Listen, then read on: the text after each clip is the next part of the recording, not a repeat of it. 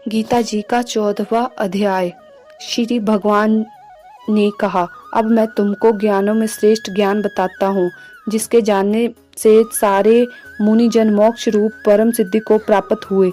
इस ज्ञान की सहायता से मेरे स्वरूप को प्राप्त हुए लोग सृष्टि के समय जन्मते नहीं और प्रलय काल में कष्ट नहीं पाते।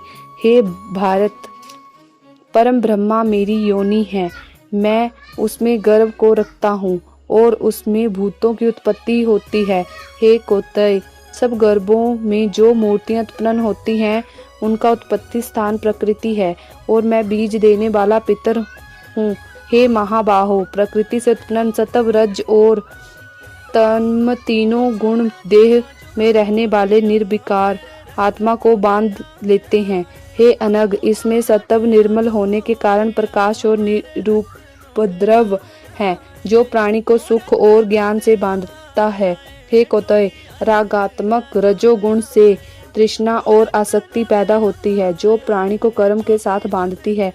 तमोगुण की उत्पत्ति अज्ञान से है, यह भ्रम आलस्य निद्रा से प्राणी को बांधता है, मोह में फंसाता है। सत्व सुख उत्पन्न करता है, रज कर्म पैदा करता है, तब सब ज्ञानों को ढककर प्रमाद पैदा करता है। सत्व रज और तम को दबाकर बढ़ता है।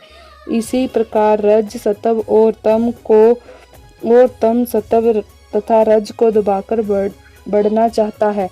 देह में इंद्रियों द्वारा जब ज्ञान का प्रकाश उत्पन्न हो, तब समझो कि सत्व गुण की विशेष वृद्धि हुई है। हे भारत, रजोगुण की वृद्धि से लोभ, कर्मों में प्रवृत्ति, कर्मों का आरंभ, अशांति और इच्छा उत्पन्न होती है। हे करुणनंदन, तमोगुण की प्रबलता और अविवेक, अनुधम, प्रमाद और मोह ये सब होते हैं। जब देह को सत्व गुण के उदय में मृत्यु प्राप्त होती है तो वह ज्ञानियों के प्रकाशमय लोक को पाता है। रजोगुण के उदय में मरकर कर्मों में आसक्त मनुष्यों में जन्म पाता है। तमोगुण के उदय में मरा हुआ मूढ़ योनि में जन्म पाता है। सात्विक पुण्य कर्म का फल भी कलंक रहित होता है। राजस कर्म का फल दुख और तामस कर्म का फल अज्ञान है। सत्व से ज्ञान पैदा होता है, रज से लोभ तथा तम से प्रमाद, मोह, अज्ञान की उत्पत्ति होती है। सात्विक पुरुष को उत्तम, राजस को मध्य और अधम तामसी लोगों को नीच गति मिलती है। दृष्टा गुणों से अलग अर्थात निर्गुण साक्षी मात्र आत्मा को जान लेता है।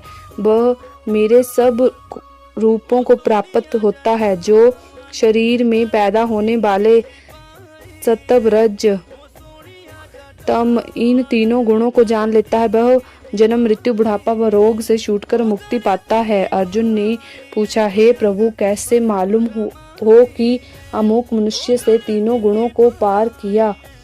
किन उपायों से वह इन तीनों गुणों को छोड़ता है? श्री कृष्ण बोले, हे पांडव, प्रकाश, प्रवृत्ति और मोह न होने से जो दुखित हो और निवृत्त होने में उनकी इच्छा न करे, उदासीन मनुष्य के बराबर, जिसे सुख दुख समान है और गुणों के कर्म होते ही रहते हैं, यह जानकर जो निश्चिंत रहता है, कभी विचलित नहीं होता, जिसको सुख दुख और मिट्टी पत्थर, स्वर्ण प्रिय और अप्रिय, बुराई और भलाई समान है, जो धीर है, जिसने सब बखेड़े छोड़ दिए हैं, उसे गुणातीत कहते हैं।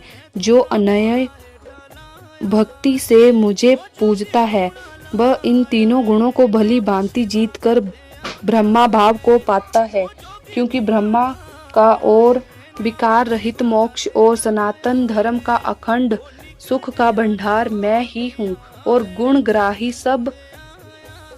गुणग्राही सुख का समुद्र परमानंद भगवान सब का प्यारा है। जय श्री कृष्ण।